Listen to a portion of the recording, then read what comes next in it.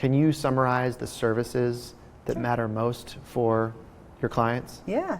So I will say it's not cookie cutter, and it's meant that to not be cookie cutter, but every single one of our CFO clients gets a certain baseline of things. Number one, we want to make sure that we're creating clarity. So we have to understand their financials, benchmark them to the industry standards, create a budget, create a forecast, and understand and document what are the goals. Because I can't create a forecast without knowing where you're trying to get to. That's the standard for everyone. But then once we go through this process and we benchmark you, we identify opportunities to maximize the value of the agency. It could be that they're looking to transition internally, and we'll help with what does that look like. It might be they're positioning themselves for an external sale, and we'll also identify how can we make this agency have as many opportunities as possible. And that could be restructuring, it could be a staffing challenge, it could be there's producer-owned books and we need to purchase those back. Like lots of different projects fall out. But first and foremost, we need to understand where are you going, where are you today, and how do we create the opportunity to get from A to B. Yeah, because I would imagine everyone has a different goal. Some want to just grow, right? And they want to maybe they've grown organically, and they either need to make sure they continue to do that profitably with a mind on focus on profits, or they want to start growing inorganically and they want to leverage your advice as to how to do that effectively. Because I imagine, like, if you haven't purchased a book of business before, it's probably a little intimidating, and they would need your support. Yeah, they want to know, what do I look for? And how do I know that this book is right for me to even be the buyer? So we can help with, how do you create your profile of what you're interested in buying? And is it going to strengthen the agency, or is it actually going to create some weaknesses that you didn't have prior because you're trying to go outside what your scope is? So yeah, there's lots of different ways to go with it, but getting that baseline allows us to be a true advisor and a true extension of their team. And if I don't have that, it becomes very, very difficult. Yeah. Yeah, so there's I love that there's almost like a set baseline where let's just make sure that we have a full understanding of what the business looks like, how it operates, and make sure we optimize it. But then we'll be your sounding board and your advisor as you go in terms of whatever your short-term, medium, and long-term goals are. We'll be there for you to help. Yep, for sure. And the reality is, I run a business. You're an owner in several businesses. You have been. It's a little lonely to make these decisions on your own. Having somebody that has full awareness of your business allows you to have much deeper conversations with that person, and takes a little bit of that stress off of just you to say, hey, if I call this person and say I'm contemplating hiring, or I'm contemplating acquiring, or I'm contemplating maybe now's the time for me to sell, I don't need to ask 3 million questions in order to give sound advice. I know it, and I'm able to be way more effective then. Yeah. Yeah, that makes a lot of sense. Yeah. So I have a question for you. Obviously, we work with lots of agencies, and when the time comes to think about the future, they don't know if they should go it alone, if they should get help. Why, in your words, you went through that process. So why should an agency seek out a broker to help them through that process? How would you answer that? Selling the insurance agency in whatever form that looks like is arguably the biggest decision, if not second biggest, after starting the agency. Right. That you can ever make, not just in your professional world, but one of the most important decisions you ever make in your life. Yeah. It comes with significant emotional considerations, psychological, hurdles that have to be overcome. It can create generational wealth, and so it's a significant decision. Sure. And anything of that significance should not be made alone. I think that whether it's a broker, advisor, banker, and I think that each word kind of brings a little slightly different approach. But if it's an M&A advisor who is helping you, navigate that challenging process of significant weight around like what do I do, how do I do it, making all the decisions that I should be making, asking all the questions I should be asking, so I never live with regret afterwards. I think that is the role of what a broker or advisor really should deliver, and I think that's why that role is so valuable, is because it's such a big decision. No one should be making it alone. I'd say that the word broker, at least the way the connotation that comes to mind is almost a middleman, someone who is a matchmaker almost. Right. They find a group of buyers, they find a group of sellers, they try to connect the two. I think advisor kind of captures what I believe we do at Legacy Advisors, but also what I think is best for the agency owner, which is really shepherding them along their journey and really making sure that at every stage they make all the right decisions. They uncover all the stones, they ask all the right questions, they prepare the right way, so that afterwards they can always look back and feel like they executed when it mattered most.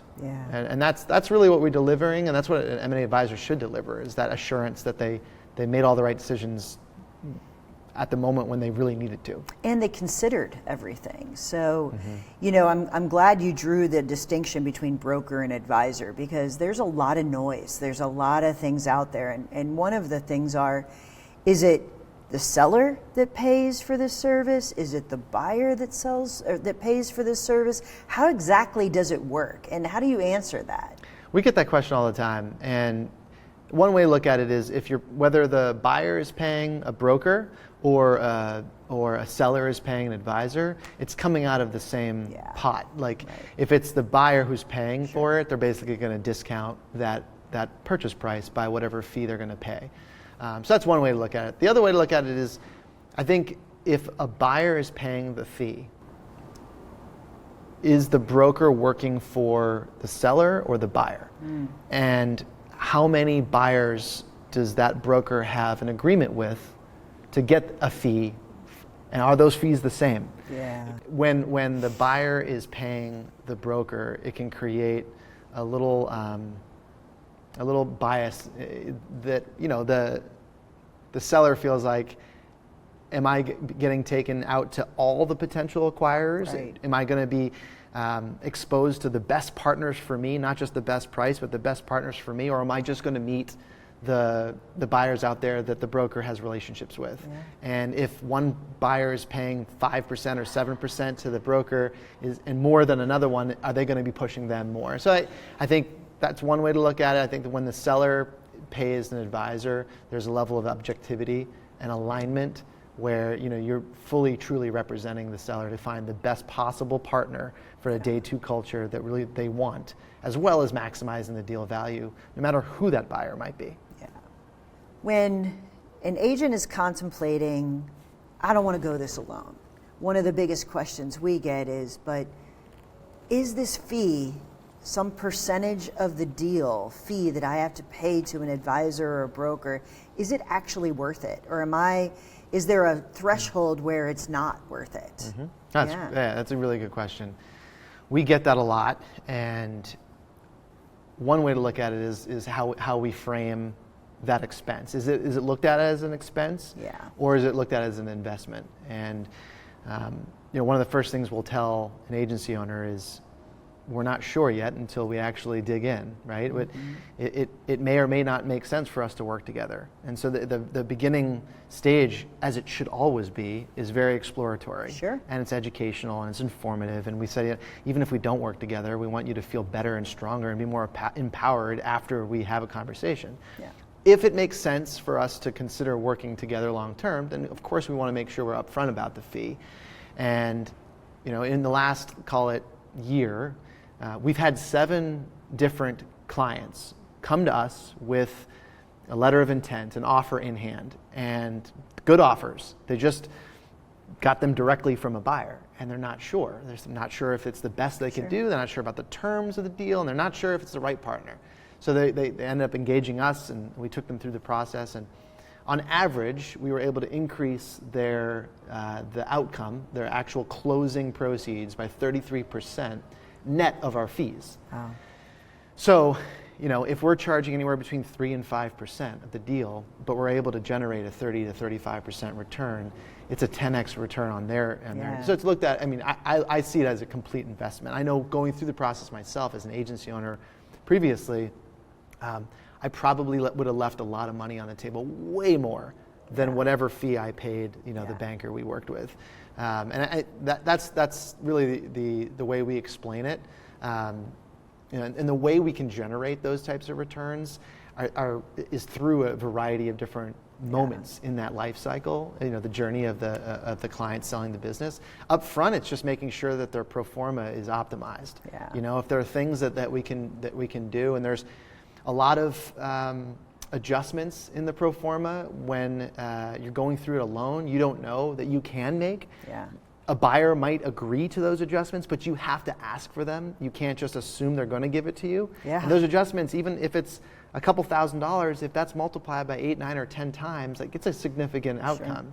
So a lot of times we'll pay for our fee just in that first moment of reviewing a general ledger and determining there's a few adjustments that can be made. But then if further on the process, just creating a competitive environment with all of the right buyers at the table. If you do it on your own, you got to reach out to dozens and dozens to find hopefully the right one. Because not every buyer should be the right fit for the seller, and their cultures might be completely different. You want to bring to the table groups that that seller is really going to resonate with, and say that's a day 2 culture I want for me and my team. And then you create a competitive environment with that group so that you're getting the best financial outcomes with a group that you can really be aligned with, at least to the best extent that you can. And then it's negotiating with them. And a lot of people, when I was selling my agency, I didn't want to negotiate with my future partner. That felt weird. Going through diligence on my own and getting beaten up and then trying to negotiate back and arguing, that's not what you want, getting into a long-term relationship with a steward of your business. Right. And so for us, we would rather do that negotiation on behalf of our clients opposed to letting them do that on their own. But all along the way, it's really an investment into the outcome. I want to make sure that people listen to what you said, because it is an investment. But one of the biggest things sure, it pays for itself, it's a 10x return, but the real value, in my opinion, is no regret. And actually thinking about, I got the right buyer and I uncovered everything. I mean, the money part, I get, you need to make sure that it's worth it, but that to me is the bigger. Did I pick the right partner? Is it the right culture? Do I have regret? Do I feel really good about how my staff is going to continue, how my customers are going to be taken care of?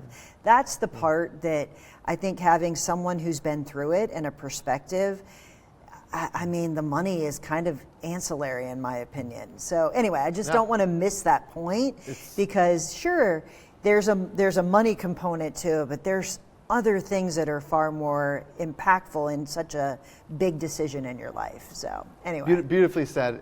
The day after the wire hits your account, it's almost anticlimactic. You expect to have the confetti and balloons everywhere, and it's not. It's just more zeros in your account, which is great, and that's super important. That's a driver for what making sure we generate the best returns. But ultimately, most of these insurance agency owners, and I know for me too, the team you have becomes family for a lot of people, and the agency you've built becomes almost like a living, breathing thing. That, and you want to make sure that you hand that off the right way to the right people.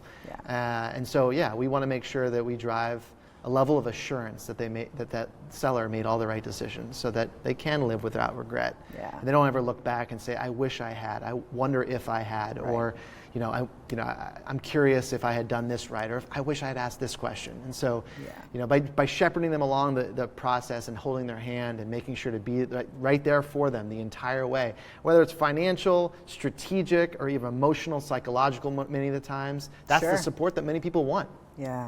Knowing what you're going to do day 2 is hard, right? And I think talking through it with people who are on the other side and have done that is incredibly important. I think it's actually what keeps people from getting ready to pull the trigger, is they don't know, what will I do with myself? This is so much a part of who I am. So there's lots of reasons, and money's not the only, and sometimes not the most important part. Yeah. So it's what people say matters, but then afterwards it's not as important as what really matters. Right. Yeah.